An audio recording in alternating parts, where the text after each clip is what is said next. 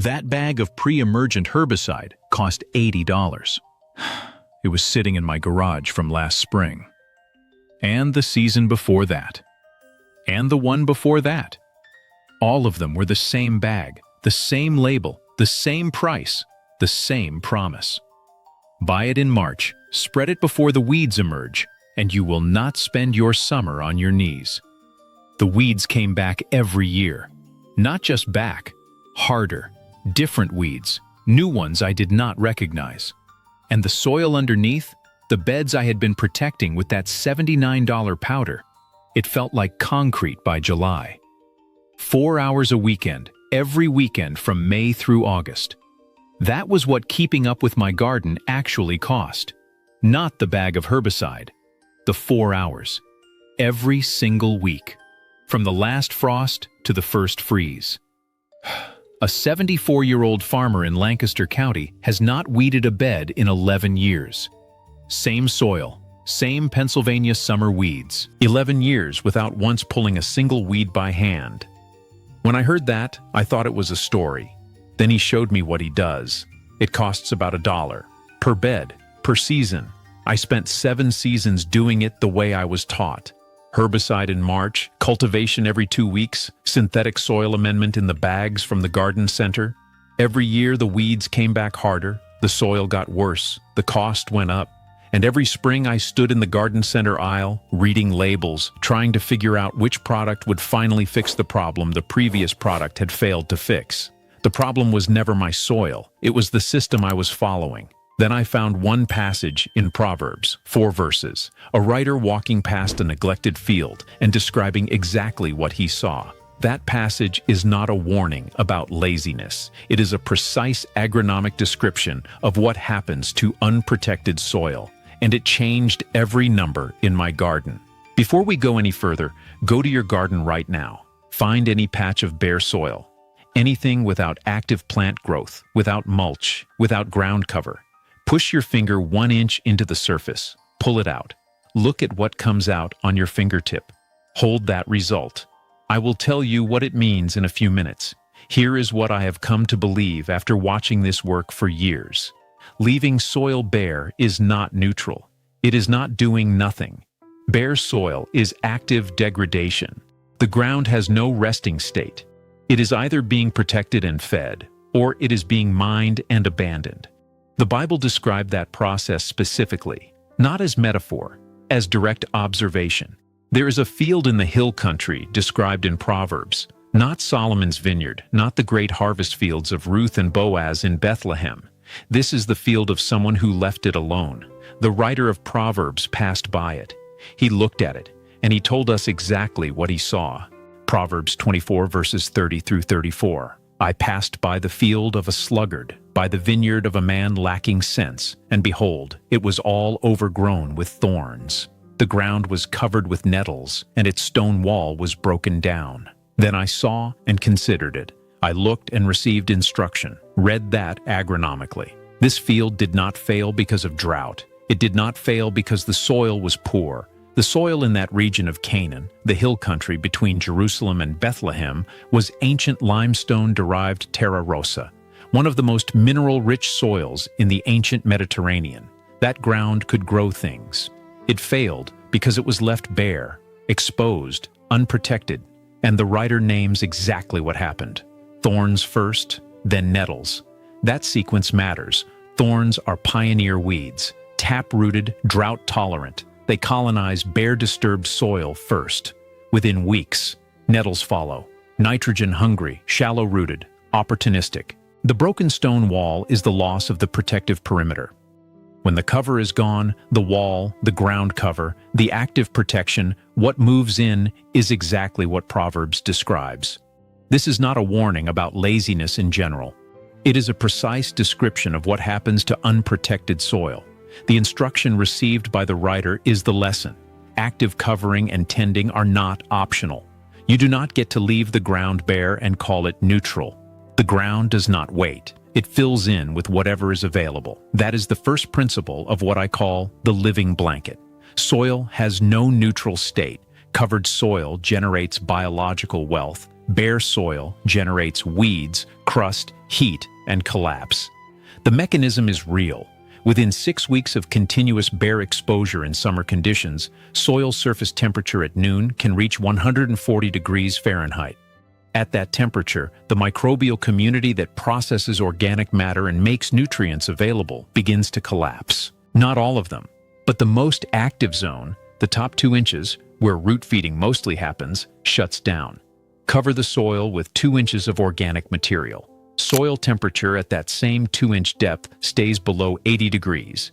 The biology survives. The biology feeds. That is what the Lancaster County farmer understood. That is what the Proverbs writer observed 3,000 years ago. The field of the person who did not cover the ground was ruined. The instruction received was about protection. Now that finger test. If what came off your finger was dry and powdered, if the soil crumbled off your fingertip without sticking, that soil has already lost its surface biological layer. The top bacteria and fungal networks need continuous moisture to function. Bare soil in summer can lose that moisture in 2 to 3 days of dry weather.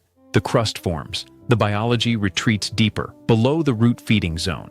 If your finger came out with a little dark, moist soil sticking to it, there is still something alive in that surface. But if it crumbled off dry, the living blanket has been absent there for a while. Here is the first step. This week, not next month. Cover every bare patch of soil in your garden. The material does not matter yet. Even dry leaves scratched in from the edge of your yard. Anything that breaks the direct sun-to-soil connection.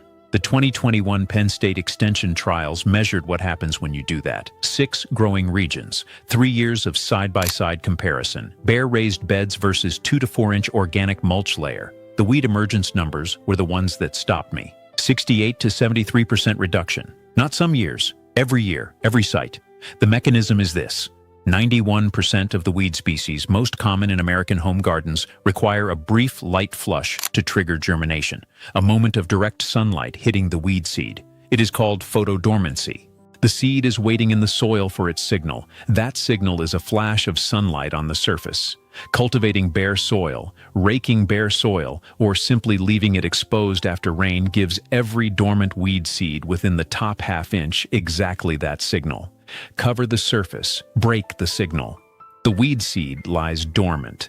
Gardeners who spend 4 hours a weekend weeding are, in many cases, resetting the germination clock every time they cultivate. Pull weeds, disturb the soil surface, expose new seeds to light. 1 week later, another flush of weeds. The product industry sells pre-emergent herbicide to interrupt this cycle chemically. The Bible describes interrupting it naturally, with cover, with active protection. Now the second verse, Genesis 2:15. The Lord God took the man and put him in the Garden of Eden to work it and keep it. The word translated keep is the Hebrew shamar. This is not a casual word. Shamar appears throughout the Torah as the word for active guarding, preserving, protecting from harm. It is the same word used when God says he will keep his people through the wilderness, when watchmen keep the city, when a shepherd keeps the flock. Applied to the garden, the human mandate was not merely to harvest. It was to guard the garden, to protect its integrity, to maintain its living layer. Leaving soil bare is the opposite of shamar. The living blanket is shamar made practical. You cover what you are keeping. That principle did not begin with Proverbs 24. It ran through the entire agricultural life of Israel. Consider what happened in the fields of Boaz. Ruth, chapter 2. It was harvest season in Bethlehem. The barley was being gathered, and the instruction Boaz gave his workers was not simply to harvest quickly and move on. He told them to leave portions, to leave the edges, to allow the gleaning. The field was never stripped bare. The perimeter was never fully exposed. The margins held, and that same field, year after year, produced enough to sustain workers, family, and the foreign widow who walked into it with nothing. The kept field kept producing, and it is not only Boaz. Look at the instructions God gave Israel before they ever entered the land. Leviticus 25, verses 3 and 4. For 6 years you shall sow your field, and for 6 years you shall prune your vineyard and gather in its fruits. But in the 7th year there shall be a Sabbath of solemn rest for the land. The land gets a year to recover, to rebuild, to stop being harvested and start being restored. The microbial community that collapses under continuous cultivation gets 12 months to rebuild from the deep layers upward. The organic matter that accumulates when roots are left to decompose instead of being pulled feeds the next 6 years of harvest. This is not a ritual, it is a rotation protocol. And the farmers who followed it worked the same land for generations without destroying it. The gardening industry has no equivalent. There is no mainstream gardening advice that tells you to rest a bed for a full season. The advice is always, amend it, fertilize it, add more. The biblical instruction is sometimes, stop, let it rest, let it rebuild itself. The ground knows how to do that. Your only job is to not interfere. A 2022 Homestead research meta-analysis measured over 43 studies and 22 years. Soils under continuous organic mulch showed 2.7 to 3.4 times higher microbial biomass carbon compared to bare cultivated controls. Mycorrhizal fungal colonization, the underground network that connects plant roots and transfers nutrients, was twice as active in mulched plots. The science is measuring what Genesis described. When you keep the garden keeps producing. Take 2 handfuls of soil, one from your bare bed, one from any spot where the soil has been consistently covered, even under a dense perennial, even under leaf litter from last fall. Hold each in your closed fist for 30 seconds. Open both hands. The covered soil will hold a loose ball. It has structure. The bare soil will either fall apart in dry powder or feel like pressed clay, held together only by compression, with no biological adhesion. What you are feeling is the difference in organic matter and fungal thread density. Soil with active biology has a structure. Bare soil loses it.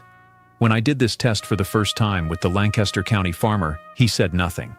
He just watched me open my hand. Then he said, "The Bible said to keep it. You were not keeping it." That is the entire diagnosis. The second practical step goes under the mulch, not on top of it. A thin layer, 1/2 inch to 1 inch, of finished compost applied directly to the soil surface before you apply your mulch. The mulch goes on top. The compost feeds the biology from below. The mulch protects both. The order is soil, then compost, then mulch. Most gardeners do the first step and stop. What they miss is the thing that makes the whole system self-sustaining, and it is in the way God originally designed the ground to function. It is not about adding more. It is about stopping the thing that is taking it away. There was a man in the Jezreel Valley, the great agricultural plain, between the hills of Galilee and the ridge of Samaria. He worked a garden plot for 40 years, every season. Same ground. His children's children grew up watching him walk the same rows. He never left the ground exposed. At the end of each harvest, he cut the spent plants at the base and left them lying. He added what was available: threshed grain straw, olive press waste, fallen leaves, never more than 3 inches, always covering the surface before he walked away from the season. His neighbors asked him once why he bothered.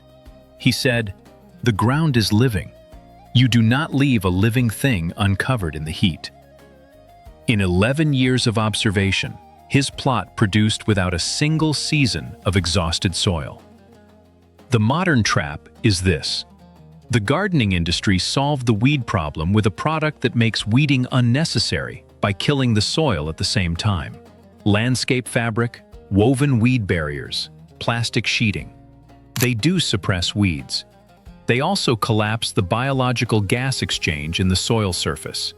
No oxygen movement, no water infiltration, no earthworm access from below. Within 2 to 3 seasons, the soil under weed fabric is biologically dead. A 2024 meta-analysis of 115 studies found that long-term synthetic fertilizer use dropped beneficial soil bacteria by up to 29%. pH shifted. biological enzymes that convert organic matter into plant food fell 22%. The product designed to help was dismantling the system doing the real work. Pre-emergent herbicides are the spray version. They interrupt the germination cycle chemically, and they also interrupt the germination of beneficial organisms. Their residue is not selective. Corn gluten meal, the natural pre-emergent, works the same way. It prevents all seed germination, including the mycorrhizal spores that benefit your plants. The living blanket does not kill anything. It outcompetes. It breaks the light signal. It keeps the soil alive while preventing weeds. These are not intention. After your next good rainfall, 24 to 48 hours later, take a trowel to 2 spots: your bare bed, your covered bed, or any covered area nearby. Dig 6 inches down in each. Stop and look. Count the earthworms visible in your trowel cut in 30 seconds. Do not move soil around. Just look at the cut face of the hole. In a living, covered soil, 3 to 5 worms per cubic foot is the minimum baseline for a healthy garden. In bare, compacted, crusted summer soil, most gardeners find 0. If you count 0 in the bare cut and 2 or more in the covered cut, the biology is already there under the cover, waiting to expand. The earthworm count is the most honest test of soil health available to a backyard gardener. It costs nothing. It takes 30 seconds. Every university extension office will tell you the same threshold: 3 worms per cubic foot, or something is wrong. Now the complete protocol. Start by covering everything bare. This is not a task for next season. It takes one afternoon. Walk every bed, every patch, every gap between plants. Anything without active growing plants or established mulch gets covered now. When you walk your garden and look at it through this lens for the first time, you will probably be surprised by how much bare ground is actually there. The gaps between plants that seem small, the edges of raised beds, the paths between rows that get walked on and compacted all season, the spot by the fence where nothing ever seems to grow.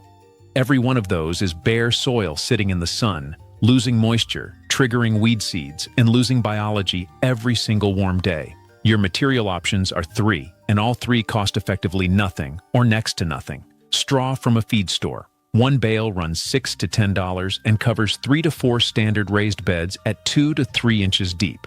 That is about $1.50 per bed. Ask for wheat straw, not hay. Hay contains seeds. Wheat straw does not. This is the most common mistake at the feed store. Say wheat straw specifically. Free wood chips. Go to chipdrop.com, http://chipdrop.com. Create a free account. Request a delivery. Local arborist companies are actively looking for places to drop chips from their pruning jobs. Most requests are fulfilled within 1 to 4 weeks. A single drop fills a truck bed, enough for a large garden for 2 or 3 years at no cost. Wood chips also break down more slowly than straw, which means less frequent refreshing and deeper biological activity at the base of the pile over time. Leaves and newspaper. Fall leaves run through a lawnmower once to shred them. Otherwise, they mat and block water. 4 sheets of newspaper laid flat, no glossy inserts, topped with an inch of grass clippings or shredded leaves, gives you immediate weed suppression for $0. This is the fastest option if you need to cover ground today. Depth, 2 to 4 inches, not more. Stem spacing, always leave 1 to 2 inches of clear ground around every plant stem and crown. No mulch touching the base of any plant. This prevents the moisture buildup that invites rot and slug habitat at the crown. Timing, now. Then refresh every 6 months.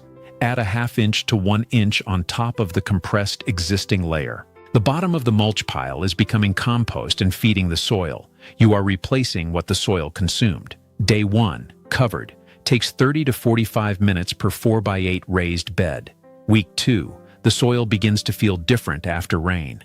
Less crust on the surface.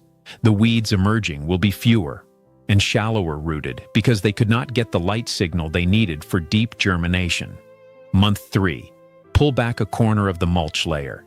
You will see the underside has started to darken. Push a finger in.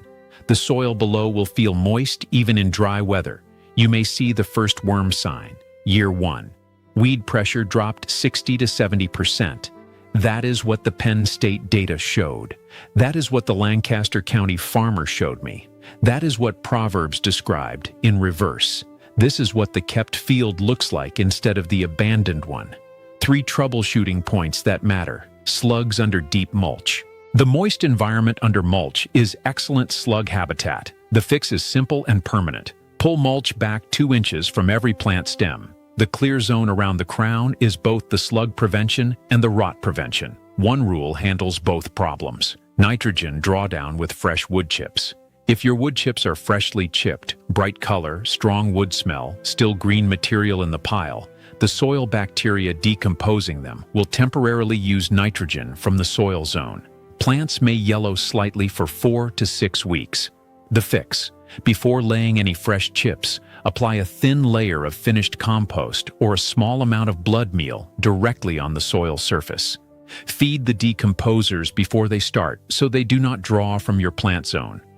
Rodent nesting in loose straw. Voles and mice find deep, loose straw to be excellent nesting material. The fix is to keep straw at 2 to 3 inches maximum in areas that back up against fences, walls, or brush edges. Wood chips compact and do not provide nesting structure. They are the better choice in rodent-prone areas. Clear mulch back from those edges in late fall. Here is the modern version of the sluggard's field. Suburban gardener. 12 raised beds, spends $400 to $600 a year on soil amendments, pre-emergent herbicide, fertilizer. By July, half the beds have compacted crusted surfaces. Weed seeds germinating in every gap. 4 hours a weekend minimum. The soil test in year 3 shows declining organic matter despite the fertilizer. The soil is being depleted faster than it is being fed. That is the broken stone wall. That is the field left bare between seasons. That is the exact pattern Proverbs observed in the field of the man lacking sense. Not a bad man, not an evil man. A man who did not understand that leaving the ground unprotected was an active decision with active consequences. The biblical method costs $1.50 per bed, takes 1 afternoon, reduces weeding by 60 to 70%, rebuilds soil biology over a full season, costs nothing to maintain except the twice-yearly addition of material. That is the contrast the writer of Proverbs was pointing at from the other side of the fence. The average American gardener spends $600 a year on soil products. The soil gets worse every year. A family following the biblical covering principle spends near zero on inputs. Their soil gets richer every year. One is following instructions from 1913. The other is following instructions written 3,000 years before that. Think about that for a moment. Every product in the gardening aisle was designed to solve a problem that did not exist before gardeners stopped doing what Genesis 2:15 described. Work it and keep it. Shamar, guard it. The moment that stopped, the industry stepped in to sell a substitute for the protection that was supposed to be there. The substitute costs $600 a year. The original costs $1.50 per bed and a Saturday afternoon. And the original works better, not a little better. Measurably, demonstrably, season after season better.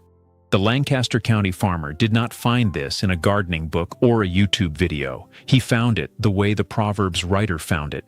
He looked at what was not working, then looked at what was, and he received instruction. Here is what you do in the next hour. Go outside. Walk your garden. Every bed, every path, every gap between plants. Identify the bare ground. You do not need to cover it today, but you need to see it clearly as an active problem. Give it the same attention you would give a broken fence or a leaking roof. It is not neutral. It is open, and every day it is open. Something is being lost. Tonight, decide on your material. Straw bale from the feed store tomorrow morning. A chip drop request submitted online tonight. A bag of leaves from your own yard run through the mower once. You have one of these options available to you right now. The chip drop request costs nothing and takes 5 minutes. Even if the delivery is 3 weeks away, submit it tonight. The bed you cover with straw tomorrow will not look the same in 30 days as the bed you leave bare. Tomorrow, cover the first bed, 1 bed, all the way to 4 inches. Leave the stem clearance. See how it feels to walk away from a bed that is protected. This week, cover everything bare. The one thing not to do not use landscape fabric or weed barrier cloth under the mulch. This is the trap. The fabric stops weeds for one season, then weeds grow through it, then roots grow through it. Then you can never remove it without destroying the soil. The organic mulch by itself does everything the fabric promises, and nothing the fabric destroys. One honest note before we close. The studies do not fully agree on ideal mulch depth across every climate zone. Penn State data was generated in the Mid-Atlantic. The UCANR data was California. The Homestead meta-analysis covered 12 countries. The optimal depth in a humid southern summer may differ from what works in a dry Rocky Mountain growing zone. 2 to 4 inches is where all the data overlaps. But if you are in a zone with consistently wet springs and slugs are already a problem, leaner at 2 inches may work better. If you are in a high desert climate where moisture loss is your primary enemy, push toward 4. The principle is fixed. The application is yours to calibrate. Pull back the mulch after a month. What you find underneath will tell you if you got it right. The ground does not lie. If this is the kind of biblical system that lines up with what you have been looking for, Scripture first, science confirming, practical in your own backyard, subscribe to Biblical Harvest. We post new protocols every week. Drop your age below if you have been gardening for more than 10 years. I read every comment, Genesis 2:15. To work it and keep it, the Hebrew Shamar, to guard, to preserve, to maintain. The writer of Proverbs walked past a field that had been abandoned. He looked at the thorns, the nettles, the broken wall, and he said, I looked and received instruction. That instruction has not changed. There is something worth sitting with here. The writer did not walk past that field and feel superior. He looked at it and received instruction. He let it teach him. The abandoned field, the failed crop, the broken wall, they were not a judgment on someone else. They were a lesson for anyone willing to stop and look closely enough to understand what they were seeing. Most of us have that field somewhere in our garden, the patch we ignore, the bed we say we will get to, the corner that keeps filling with weeds no matter what we spray. We have been walking past it for years without receiving the instruction it is offering. The instruction is this. The ground is not a container for plants. It is a living system with its own needs. It needs cover, it needs moisture, it needs the biology that comes from both. When you provide those things, it produces. When you remove them, it collapses. That is not complicated. It is the oldest agricultural knowledge in recorded history. What is remarkable is not that it works. What is remarkable is how completely the modern garden industry replaced it with a system that does the opposite, costs hundreds of dollars a year, and still sells as progress. The kept ground is the living ground. The abandoned ground fills with thorns. That is not poetry. That is soil biology, written 3,000 years before the lab that measured it existed. The Proverbs writer walked past a ruined field and received instruction. You now have the same instruction. The difference is you also have the protocol. Cover it. 2 to 4 inches. 1 to 2 inches clear at every stem. Free materials available within 1 week. $1.50 per bed if you use straw. The ground is asking to be kept. That is all it has ever asked.